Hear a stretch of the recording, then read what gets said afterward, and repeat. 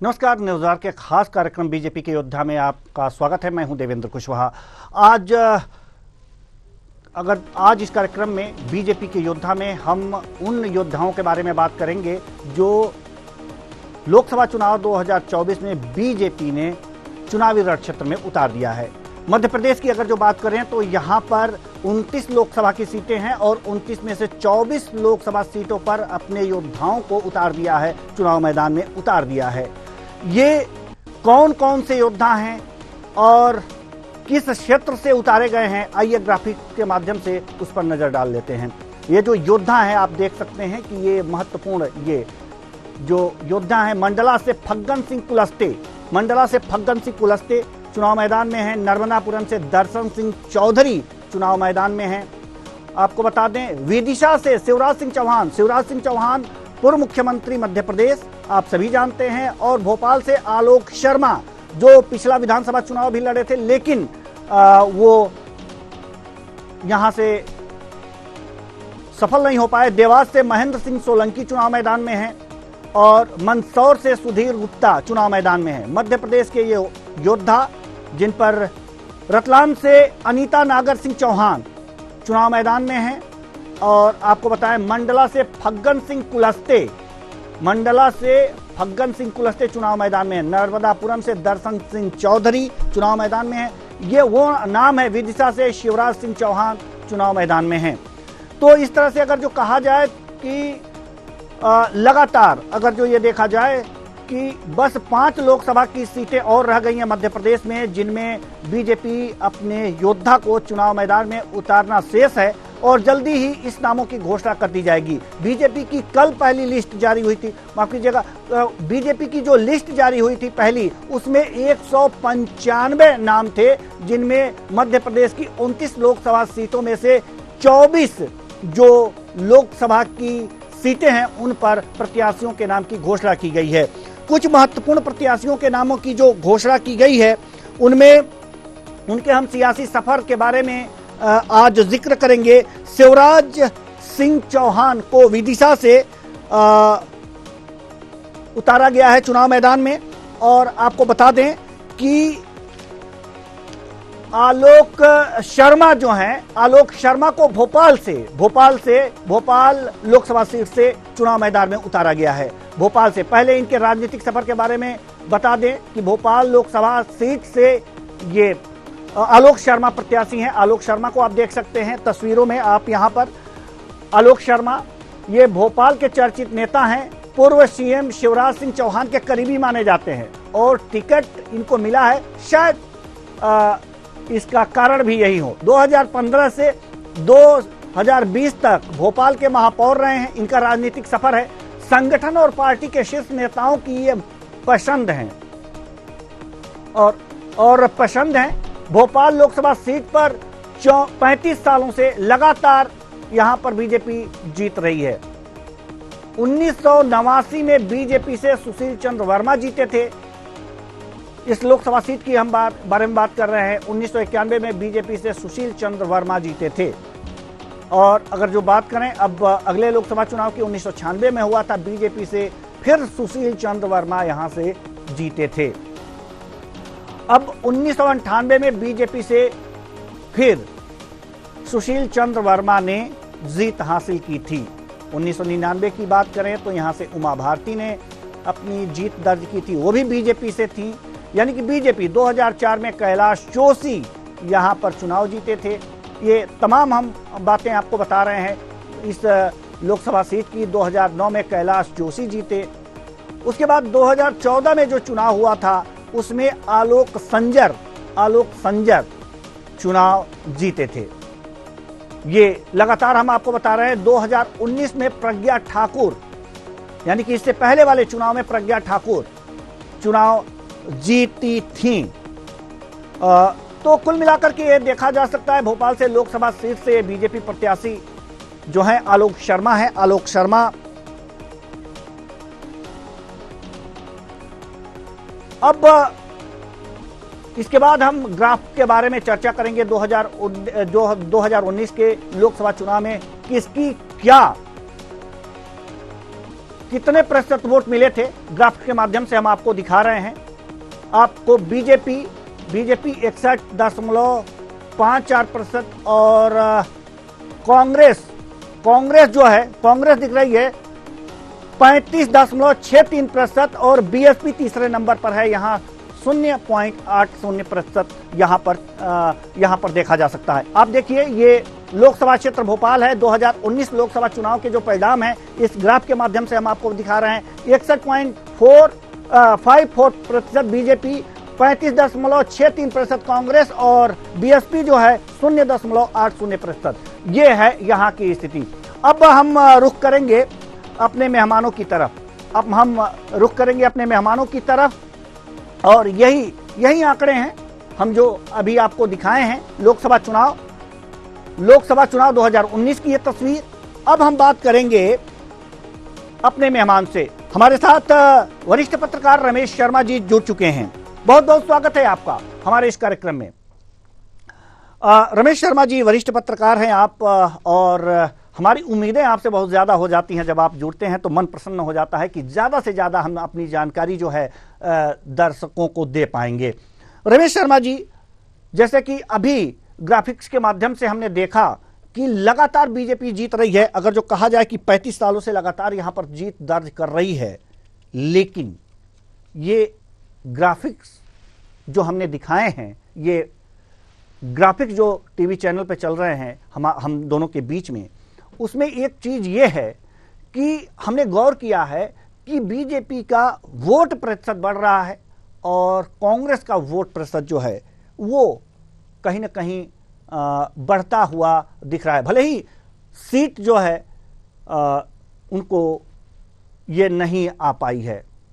कारण क्या है सर? और बढ़ने के क्रम में जो देखा जा सकता है कि बढ़ने का जो क्रम है वो जो है वो कांग्रेस का बीजेपी से कुछ तेज है। जी रमेश शर्मा जी, आप तक मेरी आवाज पहुंच रही है? हाँ, मुझे पहुंच रही है जी। देखिए, कुल मिलाकर के आप ये देख लीजिए, औसत अगर पूरे देश भर में देखेंगे जी, तो पूरे देश भर में 85 के बाद से कांग्रेस के वोट का प्रतिशत गिरा है जी, और विपक्षी दलों के वोट का प्रतिशत बढ़ा है जी। जहां पर भाजपा प्रमुख विपक्षी दल थी वहां उनका वोट बढ़ा है, जहां पर भाजपा नहीं थी तो वहां समाजवादी पार्टी है, जनता दल है, कई और पार्टियां हैं, उनके विपक्ष उनके दल बढ़े हुए, उनका जो वोट का प्रतिशत बढ़ा हुआ है। भोपाल को अगर आप देखेंगे तो कहीं ना कहीं यहाँ पर नवाबी रही तो जो बहुसंख्यक वोट है वो थोड़ा सा दबा हुआ था एक जमाने में, लेकिन उसके बाद जो करवट ली है तो कहीं ना कहीं वो वोट सेंट्रलाइज हुआ। तो सेंट्रलाइज होकर के भाजपा यहाँ से लगातार जीतती हुई चली आ रही है। और फिर बीच में तो स्थिति ये भी रही कि कई बार उन्होंने जो भाजपा के कार्यकर्ता नहीं थे, जैसा कि आपने भी नाम लिया सुशील चंद्र वर्मा जी का, सुशील चंद्र वर्मा जी रिटायर्ड चीफ सेक्रेटरी थे, उनको फिर भाजपा ने टिकट दे दिया और फिर वो जीत करके आ गए, या कैलाश जोशी जी को कहीं से बुला करके दिया, या प्रज्ञा भारती को कहीं से बुला करके दिया। तो ये यहाँ पर स्थिति रही है भाजपा का यहाँ पर मजबूत जनाधार। इस बीच में भाजपा के जो कार्यकर्ता थे उन्होंने भी बड़ा परिश्रम किया और भाजपा का एक बड़ा नेटवर्क यहाँ पर खड़ा हो गया, जिसके कारण भाजपा यहाँ से जीतती चली आ रही है। आलोक शर्मा जी भी जो कैंडिडेट हैं, हालांकि वो 2 बार भोपाल उत्तर से चुनाव हार चुके हैं, महापौर भी रह चुके हैं, मुख्यमंत्री शिवराज के बहुत निकटतम माने जाते हैं। अब कांग्रेस का कैंडिडेट कौन आता है, लेकिन फिर भी पार्टी की दृष्टि से देखी जाए तो उनकी स्थिति यहाँ पर ठीक है। यहाँ पर जी पार्टी की दृष्टि से यहाँ पर भोपाल लोकसभा की जो सीट है वो एक तरह से मान लिया जाए कि सुरक्षित मानी जा रही है बीजेपी के लिए, और आलोक शर्मा जी शायद जीत जाएं, इसी उम्मीद से उनको यहाँ पर उतारा गया है। हमारे साथ हमारे संवाददाता सत्यम शर्मा भी जुड़े हुए हैं। सत्यम, हम आपसे जानना चाहते हैं, भोपाल लोकसभा सीट पर आलोक शर्मा को उतारने के पीछे की रणनीति क्या है? विधानसभा चुनाव तो हार चुके हैं, जब एक छोटे से विधानसभा में इनका परफॉर्मेंस कुछ अच्छा नहीं रहा माफ कीजिएगा, तो पूरे लोकसभा में ये परफॉर्मेंस कैसे दिख सकता है? क्या बीजेपी के सहारे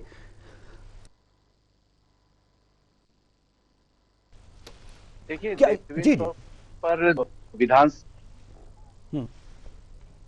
जी सत्यम, देखिए देवेंद्र जी, निश्चित तौर पर विधानसभा चुनाव जो है बीजेपी जो उत्तर सीट है भोपाल की वहां से हारी है और उसमें आलोक शर्मा को प्रत्याशी बनाया गया था। ये पहली बार नहीं है कि आलोक शर्मा वहां भी उत्तर विधानसभा चुनाव हारे हुए, इससे पहले 8 में भी वो विधानसभा चुनाव हार चुके, लेकिन उनकी पकड़ जो है मध्य प्रदेश की बात करें, मध्य प्रदेश की राजधानी में है, कर्मठ कार्यकर्ता है बीजेपी के और लगातार लगन के साथ काम करते आए हैं। हारने के बाद भी लगातार जनता के साथ जुड़े रहे, पार्टी के संगठन के साथ जुड़े रहे, पार्टी का विश्वास जीता और देखिए जो सांसद का टिकट है वो मिला है। लेकिन उत्तर जो भोपाल की बात है वहां हारने की एक वजह है कि जो उत्तर भोपाल है, उत्तर भोपाल में अल्पसंख्यक वोटर की संख्या जो है वो ज्यादा है, जिसकी वजह से वहां बीजेपी को जीत पाना ना के बराबर रहता है। कि कभी एक बार सिर्फ हो पाया अभी तक की बीजेपी वहां से जीती थी जब दो अल्पसंख्यक आपस में लड़ गए थे, तो तीसरे को इसमें मौका मिला था जीतने का। लेकिन उसके तो महापौर भी रहे हैं आलोक शर्मा और लगातार 15 से 20 तक महापौर के दौरान विकास के कई कार्य किए हैं, जनता ने उनको पसंद किया। जनता के साथ साथ जो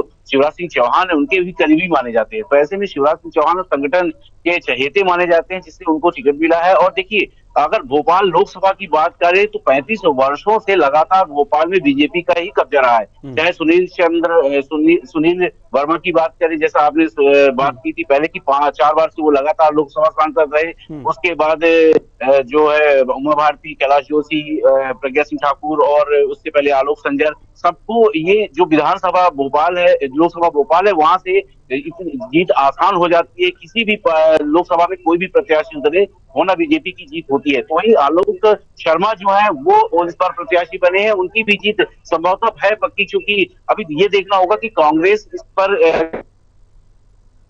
जी किसको उतारती है। पिछली बार जो प्रज्ञा सिंह ठाकुर को उतारा गया था उनके विपक्ष में दिग्विजय सिंह थे, और दिग्विजय सिंह को लेकर जो हिंदुत्व का मुद्दा उठता आया है कि दिग्विजय सिंह हमेशा से हिंदुत्व विरोधी बयान चलते आए थे, उनका हिंदुत्व को विरोधी जो बातें होती आई उनको जनता 3 लाख से ज्यादा वोटों से वो हारे भी थे।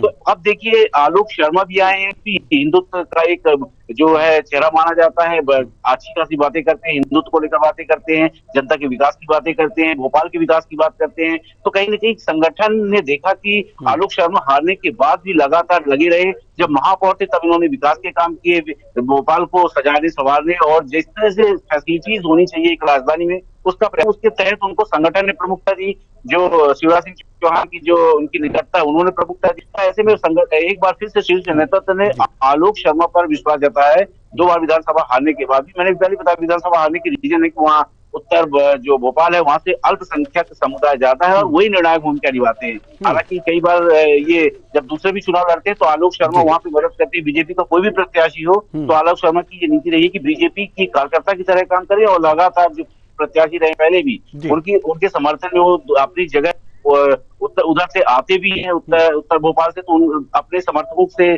साथ मिलकर लगातार वो कैंपेन भी चलाया उन्होंने बीजेपी की जीत के लिए। लेकिन बीजेपी अब तक नहीं जीत पाई। आरिफ अकील जो थे वो अच्छे खासे कद्दावर नेता माने जाते हैं, कांग्रेस की तरफ से अल्पसंख्यकों में उनका बड़ा नाम है। तो आलोक शर्मा को टिकट देने के पीछे का 2 वजह है। एक तो भोपाल की जनता उनको जानती है, कर्मठ कार्यकर्ता है, निरंतर काम करते रहते हैं, और तीसरी वजह है कि संगठन के चहेते हैं और शिवराज सिंह चौहान के भी चहेते हैं। तो ऐसे में आलोक शर्मा को देखिए अब आने वाले चुनाव ठीक है हम आएंगे आपके पास सत्यम शर्मा। अब रुख करते हैं, अब हम रुख करेंगे ग्वालियर लोकसभा सीट की तरफ। ग्वालियर लोकसभा सीट की हम बात करेंगे अपने, और वहां से भरत सिंह कुशवाहा को बीजेपी ने अपना टिकट दिया है, अपना माफ कीजिए भारत सिंह कुशवाहा को टिकट दिया है। ग्वालियर से ये प्रत्याशी बने हैं बीजेपी के। आपको बता दें ये ग्वालियर से लोकसभा के प्रत्याशी बने हैं। 2 बार से विधायक रहे हैं भारत सिंह कुशवाहा। ये भारत सिंह कुशवाहा 2 बार से विधायक रहे हैं।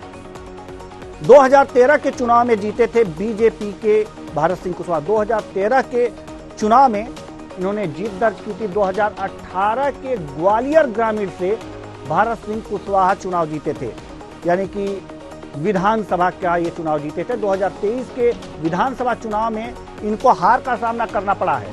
ये हार का सामना करना पड़ा है, जैसे कि भोपाल से आलोक शर्मा को हार का सामना करना पड़ा था, ऐसे भारत सिंह कुशवाहा को हार का सामना करना पड़ा। भाजपा संगठन के कई पद पर ये रह चुके हैं, भाजपा के संगठन के कई पदों पर रह चुके हैं। जातिगत समीकरण भारत के पक्ष में है और इसलिए चुनाव मैदान में है।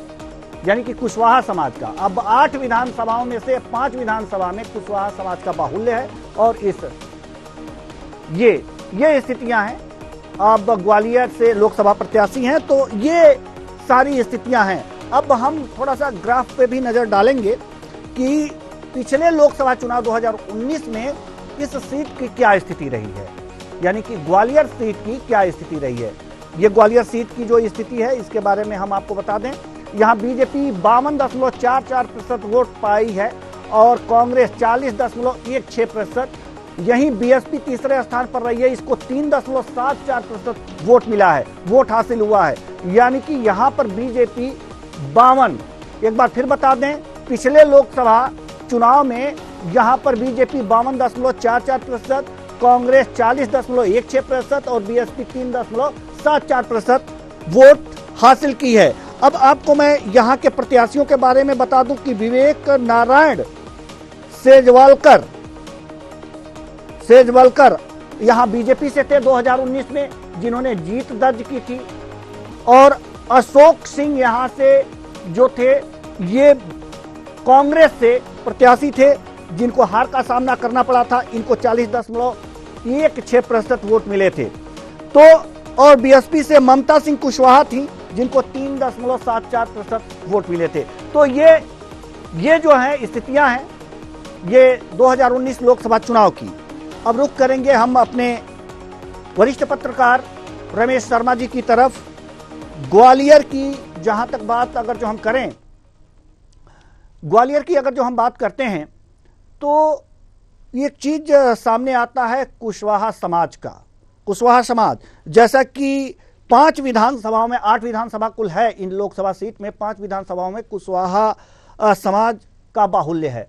क्या यही देख करके एक बार फिर जो है इनको, जो भारत सिंह कुशवाहा हैं, इनको बीजेपी ने टिकट दिया है, या कुछ और राजनीतिक समीकरण हो सकते हैं?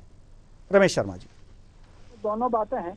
एक बात तो जो आपने कही है कुशवाहा समाज को ध्यान में रख करके, लेकिन अगर आप देखेंगे कि ये जो ग्वालियर चंबल संभाग की 4 सीट है, तो 4 सीट को उन्होंने 4 कॉर्नर दिए हैं।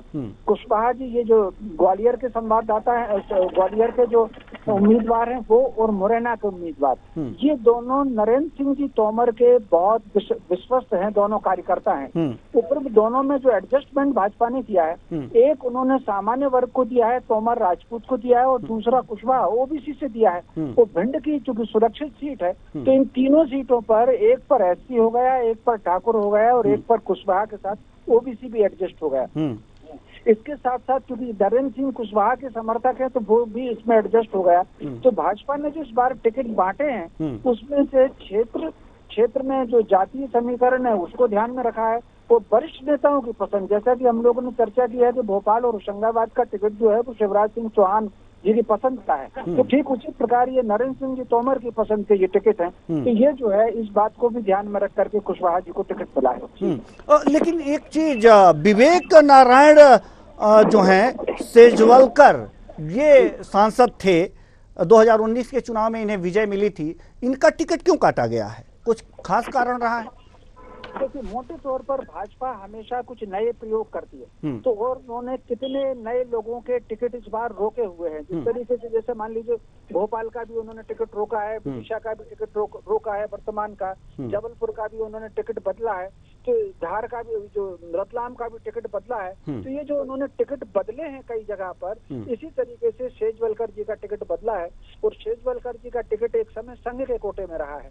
अब उसमें जो भी कुछ गलत रहा हो, संघ से बातचीत हुई हो, लेकिन ये उम्मीद अभी की जा सकती है कि कुछ लोगों को कुछ अलग दायित्व तो मिलेगा। जैसे मान लीजिए सेजवलकर जी को हो सकता है या तो उन्होंने व्यक्तिगत अनिच्छा व्यक्त की हो जिसके कारण टिकट कटा है, या फिर उनको कुछ दायित्व नया मिलेगा जिसके कारण उनका टिकट कटा हुआ है। जी बिल्कुल। हम आना चाहेंगे हमारे संवाददाता, हमारे ग्वालियर संवाददाता हमारे साथ जुड़े हुए हैं, हम आपके पास आना चाहेंगे। ग्वालियर संवाददाता से अगला सवाल यह है कि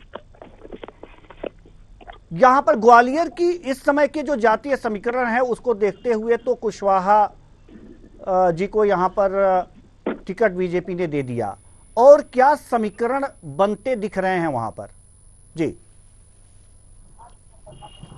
कि देवेंद्र जी, मैं आपको बता दूं, जो कॉलेज में जो लोकसभा टिकट भारत सिंह कुशवाहा जी को दिया है, ये बड़ा महत्वपूर्ण माना जाता है, क्योंकि नरेंद्र सिंह खेमे का चुनाव जो भारत सिंह आते हैं, क्योंकि शिवराज सिंह सरकार में मंत्री भी रह चुके, 2 बार विधायक भी रह चुके और प्रणबपुर में ग्रामीण के पूर्व जिला अध्यक्ष भी रह चुके हैं। मगर कहीं ना कहीं तो जो अभी पूर्व विधानसभा चुनाव हुए तो उसमें तो ग्वालियर विधानसभा से नारायण कुशवाहा मंत्री बन के आए, तो कहीं ना कहीं कुशवाहा समाज एक ओबीसी चेहरा भी सामने उभर के आते हैं, कुशवाहा समाज जातिगत से आते हैं, तो उनका एक बार पार्टी ने भरोसा जताया है, क्योंकि भारत सिंह कुशवाहा को टिकट दिया है। कहीं ना एक ओबीसी चेहरा देखकर और कहीं ना समाज की जातिगत समाज को देखकर एक भरोसा जताया है, तो कहीं ना कहीं चुनाव जीतने की आशंका हो सकती है। जी, तो कुशवाहा समाज को देखते हुए इन पर विश्वास जताया गया है। ये भी माना जाता है कि यहाँ पर जो है ये लोगों की, यानी कि अगर जो देखा जाए बड़े नेताओं की पहली पसंद भी है। यहाँ पर कुछ रायशुमारी और सर्वे को भी आधार बनाया गया होगा, तो क्या सर्वे के आधार पर आए हैं या फिर आलोक शर्मा की तरह, जैसे कि भोपाल में आलोक शर्मा को टिकट दिया गया है, उस तरह से इन्हें टिकट दिया गया है? जी देवेंद्र जी, मैं आपको बता दूं, रायशुमारी जब प्रहलाद पटेल जी करने आए थे तो उसमें कई एक चाहे केंद्रीय मंत्री की बात करें, चाहे पूर्व संसद की बात करें, कई लोगों के नाम थे, चाहे जयवंत सिंह की बात करें, कई चेहरे उसमें ऐसे नाम थे, मगर भारत सिंह जी का नाम नहीं था। तो कहीं ना कहते हैं कि भारतीय जनता पार्टी एक चौंकाने वाले काम करती है, तो वही एक भारतीय जनता पार्टी ने ग्वालियर लोकसभा सीट चौंकाने वाला काम किया है। और नरेंद्र सिंह खेमे से, चाहे वो मुरैना की बात करें तो वो भी नरेंद्र सिंह जी का टिकट आता है, चाहे ग्वालियर की बात करें तो भारत सिंह कुशवाहा टिकट ग्वालियर नरेंद्र सिंह खेमे का टिकट आता है। तो कहीं ना जीत की आशंका बन सकती है, और कई जो पुराने चेहरे हैं तो वो भी भारत सिंह के साथ में जुड़ चुके हैं, तो वो चाहते हैं कि एक नया चेहरा, एक नया ओबीसी चेहरा सामने आए, एक नया एक नेता बन के लोकसभा सांसद में पहुंचे, वो भी एक जीत की दर्ज करा के। तो लोकसभा में यही भारत सिंह का यही कहना है, क्योंकि ग्वालियर चंबल संभाग की 4 सीटें और पूरे यहाँ ग्वालियर चंबल संभाग की 4 सीटें आएंगे और लोकसभा की 4 सीट कराएंगे। अच्छा, अगर जो विधानसभाओं की बात की जाए तो 2023 में अभी जो विधानसभा हुई है, विधानसभा चुनाव हुए हैं, उसको लेकर के क्या स्थितियां हैं कि वहां पर अगर जो इनको चुनाव लड़ाया जा रहा है, तो हालांकि अगर जो 5 देखा जाए विधानसभाओं में तो कुशवाहा समाज है, लेकिन अन्य जो 8 विधानसभाओं के चुनाव हुए हैं उसमें बीजेपी की स्थिति क्या रही है?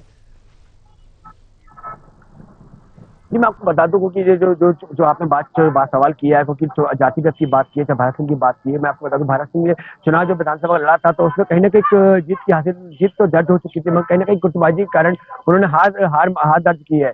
तो एक समीकरण, चाहे वो पूर्व पोहरी की बात करें, चाहे ग्वालियर ग्रामीण की बात करें, चाहे पूर्व की बात करें, ग्वालियर चंबल अंचल, चाहे ग्वालियर विधानसभा की बात करें, कहीं ना कहीं कुशवाहा समाज और अन्य ओबीसी समाज का बहुत बड़ा चेहरा सामने आता है। तो इसीलिए लोकसभा जो ग्वालियर लोकसभा सीट है तो उस पर एक ओबीसी चेहरा सामने आता है, तो इसलिए ओबीसी चेहरे को देखते हुए भारत सिंह पर एक जिम्मेदारी दी है और भारत सिंह पर जो विश्वास जताया है, क्योंकि ओबीसी समाज ग्वालियर में सबसे ज्यादा आता है, इसीलिए ओबीसी चेहरे के नाम से अगर जीत बात करें तो जीत कर सकती है। जी मोनू, एक सवाल और है कि अभी कांग्रेस की तरफ से किसके नाम सबसे ज्यादा आगे आ रहे हैं? कई नाम आगे आ रहे होंगे, लेकिन किनकी संभावना ज्यादा है, किनके नाम की चर्चाएं चल रही हैं?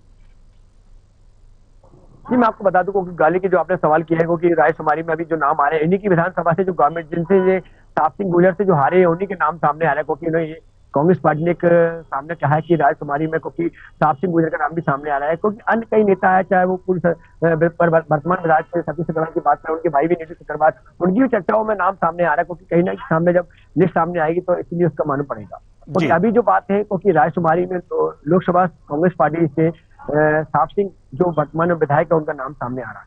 जी, मोनू राठौर, बहुत बहुत धन्यवाद हमसे बातचीत करने के लिए।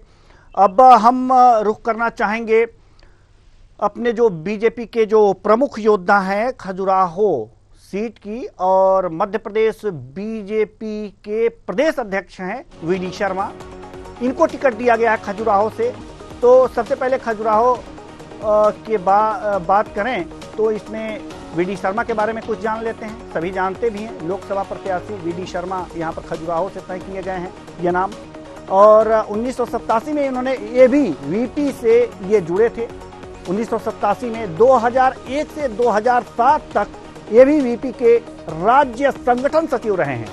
यह राजनीतिक सफर है इनका। 2007 से 2009 तक राष्ट्रीय महासचिव रहे हैं। ये राजनीतिक सफर हम आपको बता रहे हैं। 2015 में नेहरू युवा केंद्र के बोर्ड उपाध्यक्ष बनाए गए, 2015 में नेहरू युवा केंद्र के, और 2019 में पहली बार खजुराहो से लोकसभा सदस्य चुने गए।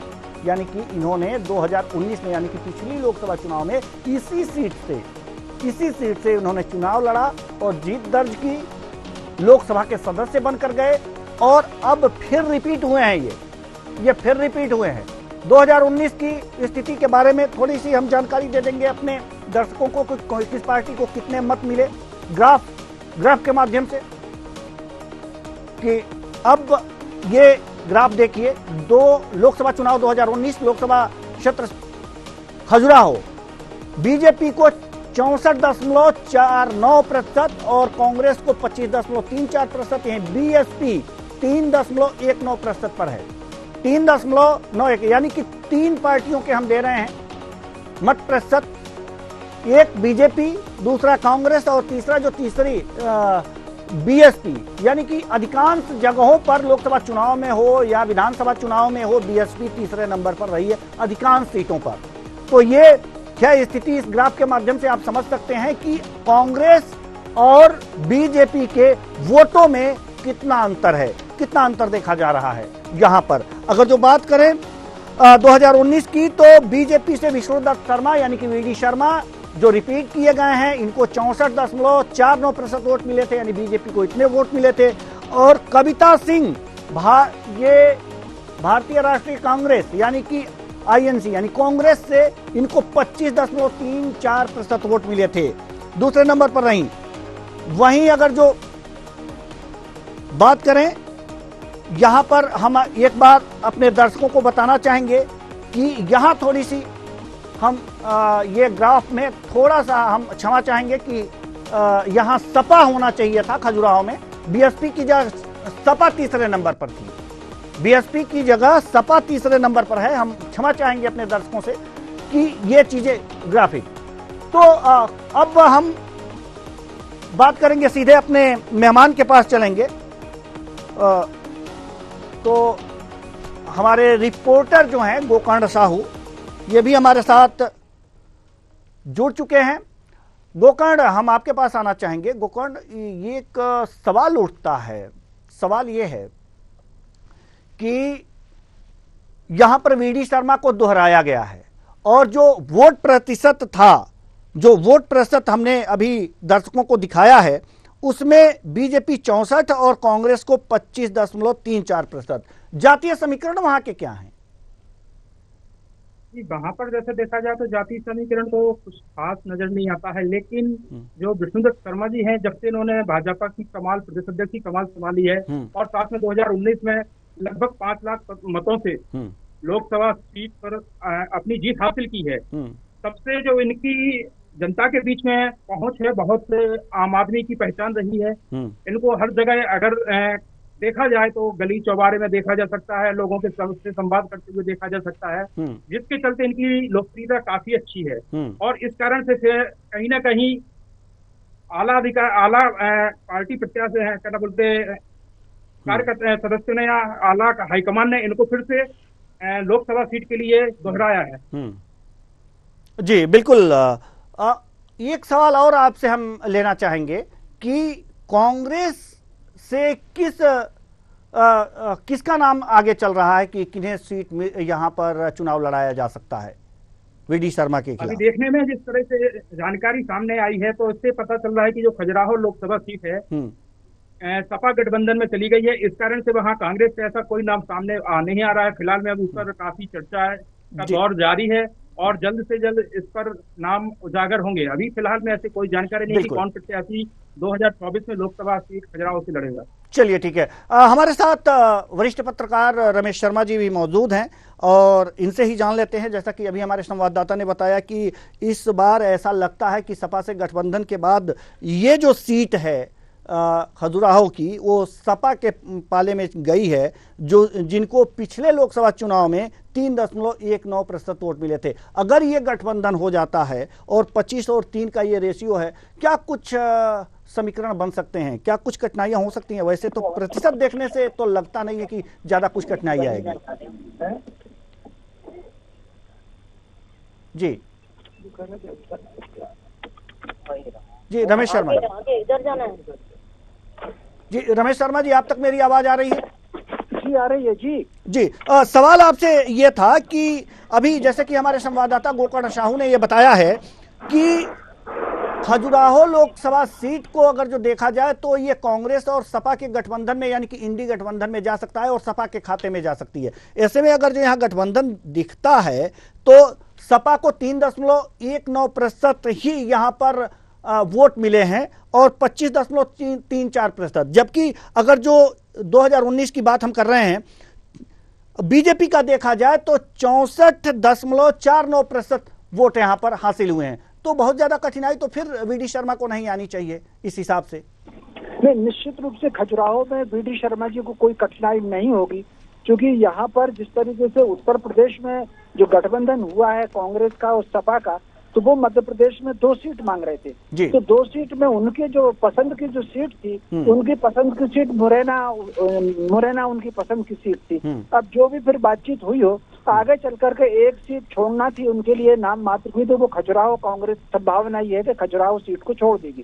हालांकि वीडी शर्मा वो उनके लिए छोड़ते या न छोड़ते, लेकिन वहां पर भारतीय जनता पार्टी के इस समय जो वातावरण है वो ज्यादातर मजबूत है और 19 की तुलना में और ज्यादा मजबूत हुआ है।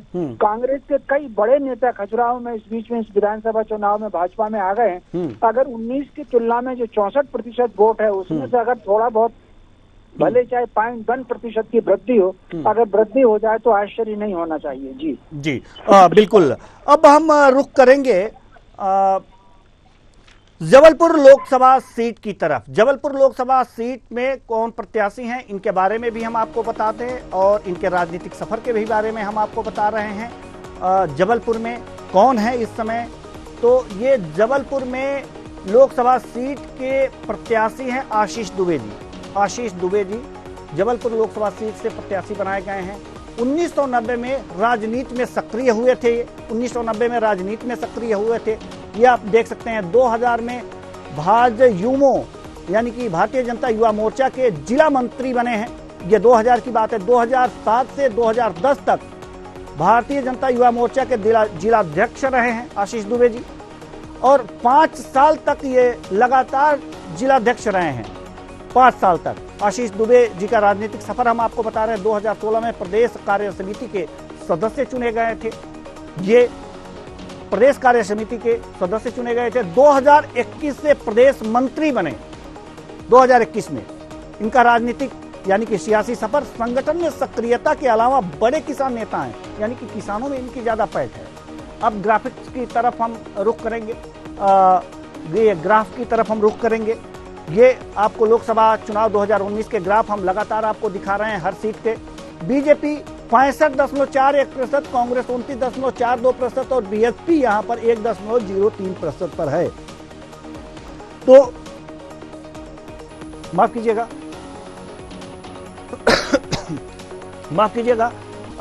बीजेपी 65.41% पर है, कांग्रेस 29.42% और बीएसपी 1.02% पर है।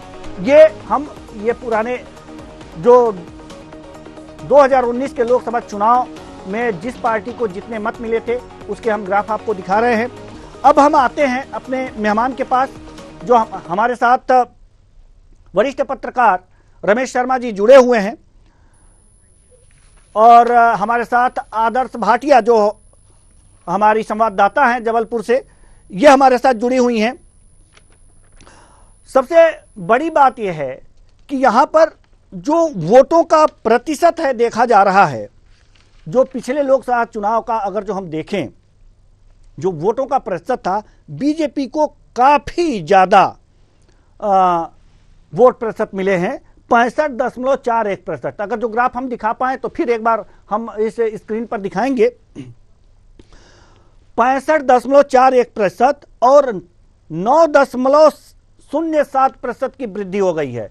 ग्राफ दिखा दें तो बेहतर होगा।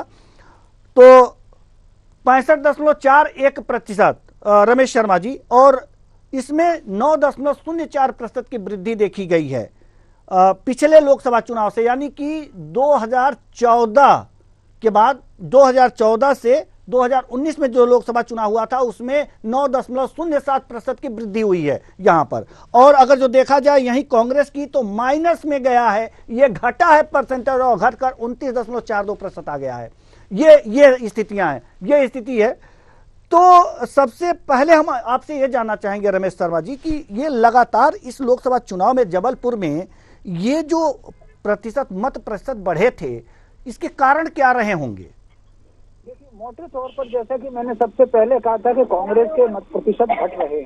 कहीं न कहीं मध्य प्रदेश में जो विकास कुछ भी हो, मध्य प्रदेश में जो भाजपा सरकार के समय पर विकास हुआ है वो विशेषकर सांस्कृतिक जागरण जो राष्ट्रीय जागरण हुआ है, जबलपुर उन क्षेत्रों में से है। स्वतंत्रता से पहले ये जो विदर्भ की पट्टी थी नागपुर से जबलपुर के बीच की, यहाँ पर स्वतंत्रता आंदोलन और जागृति और शिक्षा का जो प्रतिशत रहा है बहुत अच्छा रहा है। अगर आपको ध्यान हो तो स्वतंत्रता के पहले हिंदी को राष्ट्रभाषा बनाया जाए, इसका जो संघर्ष शुरू हुआ वो जबलपुर से शुरू हुआ और 1942 में भी जबलपुर में गोली चली है। तो कुल मिलाकर के जो यहाँ पर जो वातावरण राष्ट्रीय वातावरण है वो यहाँ पर तगड़ा है। बीच में कुछ भी हो, कांग्रेस की जो थोड़ी सी छवि कमजोर हुई जिसके कारण जबलपुर का वातावरण बदला। और मुझे फिर आश्चर्य हुआ 2 चुनावों में कि एक चुनाव में विश्वनाथ जी दुबे भी चुनाव हारे और वो जो सुप्रीम कोर्ट के वकील हैं विवेक तनखा जी वो भी चुनाव हारे। तो ये कहीं ना कहीं भाजपा की पकड़ यहाँ पर जो मजबूत रही है तो वो पकड़ अभी भी बिल्कुल स्टिल है वहाँ पर, उस पकड़ में कोई फर्क नहीं उठता। इससे हो सकता है कि कांग्रेस के वोट में एक आधा प्रतिशत वृद्धि हो जाए या कम हो जाए, लेकिन वृद्धि भी हो सकती है 1-8%, क्योंकि थोड़ा सा कहीं ना कहीं जबलपुर में भाजपा के भीतर थोड़ी सी कुछ आपस में गुटबाजी जैसी बढ़ रही है। उसको देख करके अगर 1-8% उनका बढ़ जाए, लेकिन फिर भी इस चुनाव में भी जबलपुर में बहुत मजबूत स्थिति में भाजपा की रहेगी। और आशीष दुबे जिस तरीके से जो आपने कहा है वो युवा मोर्चे से भी आए हैं तो और पदाधिकारी भी रहे हैं, तो कहीं ना कहीं लेकिन कुछ पारिवारिक कारणों से वो जो पुराने कांग्रेस के वोट हैं विश्वनाथ जी दुबे का या कुंजीलाल जी दुबे का, वो जो समर्थक वोट है उसमें से भले ही चाहे 5-1%, लेकिन ये उनका सद्भाव प्राप्त करने में सफलता प्राप्त कर लेंगे। जी, आदर्श भाटिया हमारे साथ जो संवाददाता हैं जबलपुर से हमारे साथ जुड़ी हुई हैं।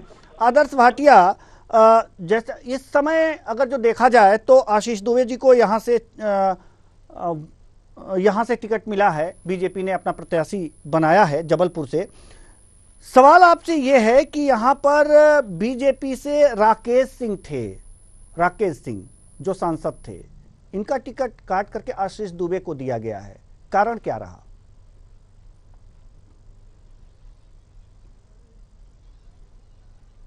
जी आदर्श भाटिया, आप तक मेरी आवाज पहुंच रही है?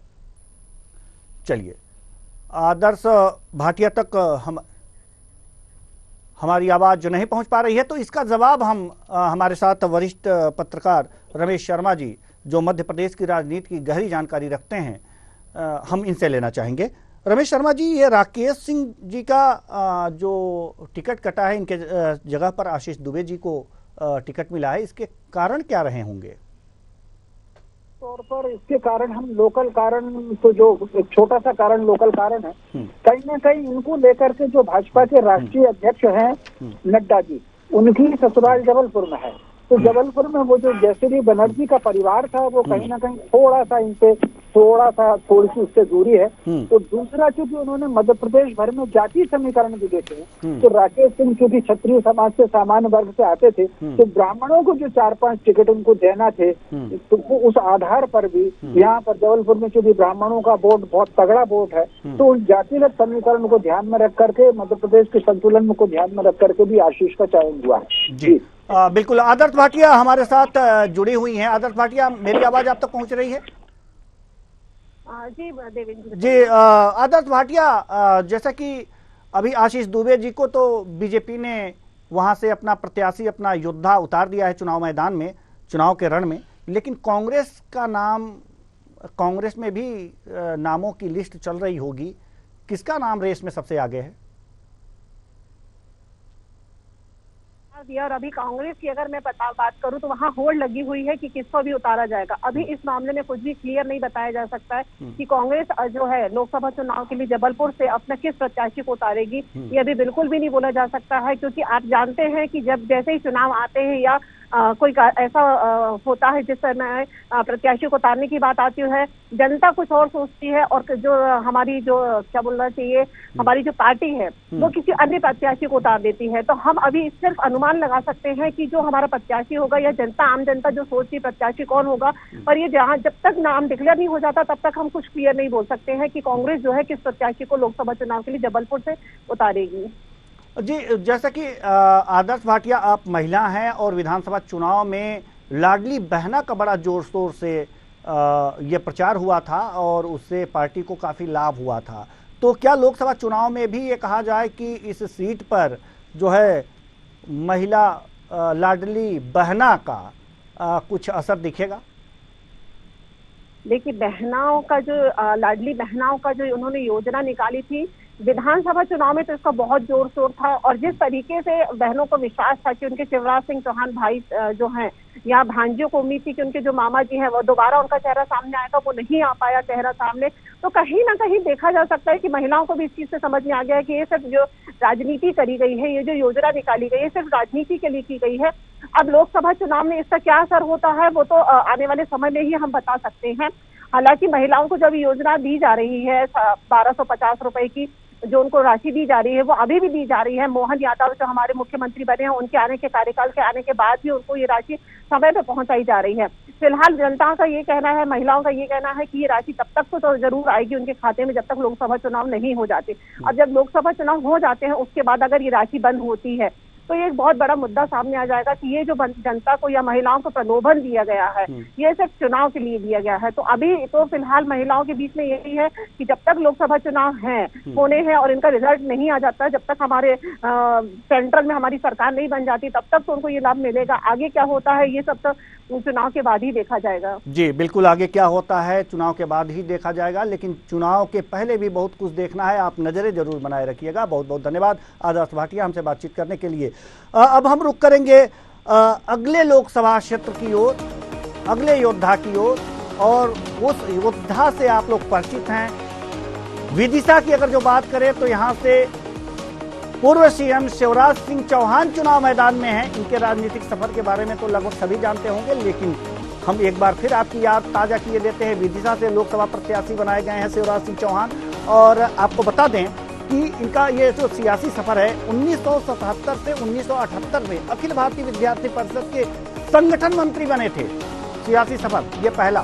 साल 1978 से 1980 तक मध्य प्रदेश में एबीवीपी के संयुक्त मंत्री रहे हैं। 1980 से 1982 तक अखिल भारतीय विद्यार्थी परिषद के प्रदेश महासचिव रहे हैं और 1982 से 1983 में परिषद की राष्ट्रीय कार्यकारिणी के सदस्य चुने गए हैं। ये संगठनात्मक इनका सियासी सफर। 1984 से 85 में शिवराज को मध्य प्रदेश में भाजयुमो का संयुक्त सचिव बनाया गया। साल 1985 में शिवराज को महासचिव बनाया गया 1985 में। अब इस पद पर वे 1988 तक बने रहे, यानी कि संगठन की काफी सेवा की। इस पद पर 1988 तक बने रहे। साल 1988 में भाजयुमो का प्रदेश अध्यक्ष बनाया गया था इन्हें। अब संगठनात्मक रूप से देखिए कि ये कितना त्याग किए हैं। 1991 तक वे इस पद पर बने रहे, अध्यक्ष के पद पर। अब साल 1990 के विधानसभा चुनाव में बुधनी से चुनाव लड़ा और विधायक बने, यानी पहली बार ये सत्ता में आए।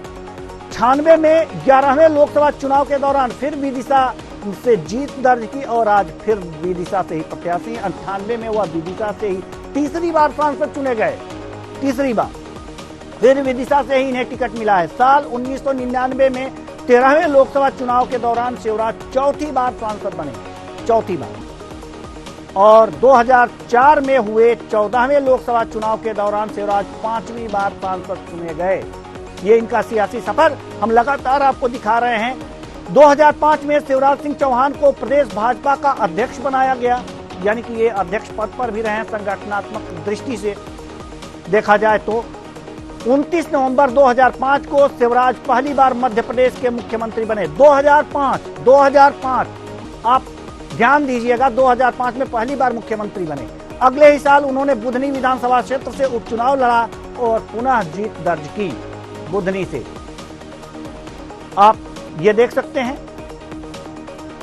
18 साल शिवराज सिंह चौहान मुख्यमंत्री रहे हैं और इस बार भी जो 2023 में विधानसभा चुनाव चल रहे थे उसमें ऐसा लगता था कि हाँ कि ये ही मुख्यमंत्री बनाए जाएंगे, लेकिन जो केंद्रीय नेतृत्व का फैसला था उनको सहर्ष इन्होंने स्वीकार किया। मोहन यादव मुख्यमंत्री बनाए गए आज और ये पुनः विदिशा से इनको सांसद का चुनाव जो है, सांसद का टिकट दिया गया है, यह सांसद का चुनाव लड़।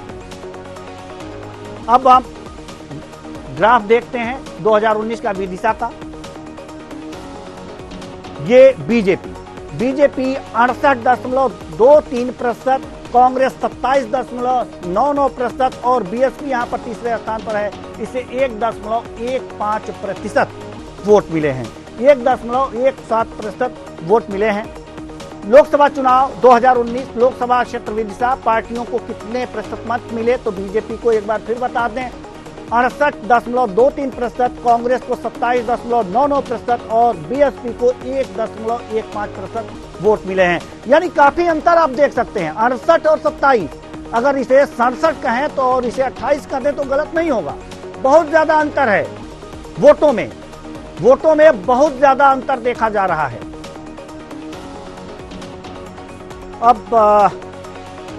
अब रुक करेंगे हम अपने संवाददाता के पास विदिशा से। सोनू नामदेव हमारे साथ जुड़े हुए हैं, वरिष्ठ पत्रकार हमारे साथ मौजूद हैं ही। सोनू नामदेव, सवाल यहां पर यह है कि एक बार फिर विदिशा से जो हैं शिवराज सिंह चौहान चुनाव लड़ने आ रहे हैं, टिकट बीजेपी से मिल गया है। राजनीतिक वहां पर हम आपसे जानना चाहेंगे कि वहां पर जातीय समीकरण क्या है?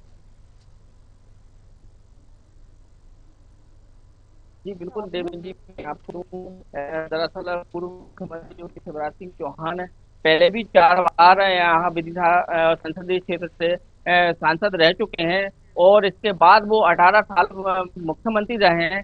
तो आप सोचने वाली बात होगी कि हाँ जनता उनको कितना चाहती है। हालांकि जब वो मुख्यमंत्री उनको नहीं, उस समय जनता बहुत नाराज थी, लेकिन इसके बावजूद भी अगर उनको टिकट मिला है तो मतलब एक खुशी का एक माहौल जो कि यहाँ जनता में और बीजेपी के कार्यकर्ताओं में देखा गया। कल जैसे ही उनका टिकट क्लियर हुआ तुरंत ही आतिशबाजी और मिठाई बांटना शुरू कर दी।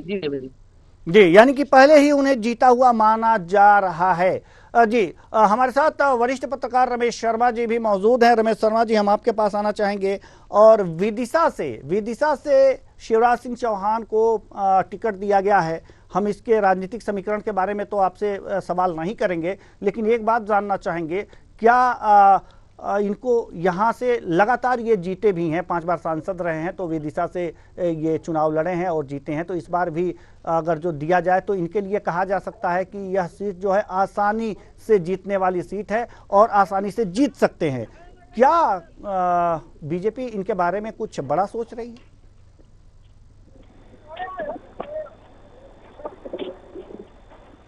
जी रमेश शर्मा जी। हाँ, निश्चित रूप से देखिए विदिशा से जैसा कि आपने कहा है कि शिवराज वहां से चुनाव लड़ चुके हैं और 2019 में अगर आपको याद हो, शिवराज जी भले ही विधायक बुधनी से हो गए थे, लेकिन पूरे विदिशा संसदीय क्षेत्र की सारी पंचायतों ने प्रस्ताव पारित करके साधना सिंह जी के पक्ष में दिया था कि उनको लोकसभा का टिकट दिया जाए। और हाईकमान 2019 में भी ये चाहता था कि क्योंकि सरकार बन गई थी यहाँ कांग्रेस की, तो हाईकमान ये चाह रहा था 2019 में कि वहां से विदिशा से चुनाव शिवराज लड़ेंगे, लेकिन शिवराज उस समय लड़े नहीं। तो कुल मिलाकर के उस आधार पर उनको अब टिकट मिला है। वो पूरा क्षेत्र, न केवल वो अपने मुख्यमंत्री भी रहे हैं, विधायक भी रहे हैं, लेकिन पूरे विदिशा लोकसभा संसदीय क्षेत्र में शिवराज जी का सतत संपर्क बराबर बना रहा है। और रमाकांत भार्गव उनके बहुत जी, रमाकांत भार्गव जी जो उनके अति विश्वस्त कार्यकर्ता रहे हैं। और क्योंकि हाईकमान साधना सिंह जी को 2019 में नहीं देना चाहता था टिकट, इस नाते फिर उनकी पसंद से ही रमाकांत को मिला है। तो शिवराज अगर वहां पर जीत के वोटों का रिकॉर्ड बना दें तो कोई आश्चर्य नहीं होगा। जी, हम अपने संवाददाता सोनू नामदेव के पास आना चाहेंगे।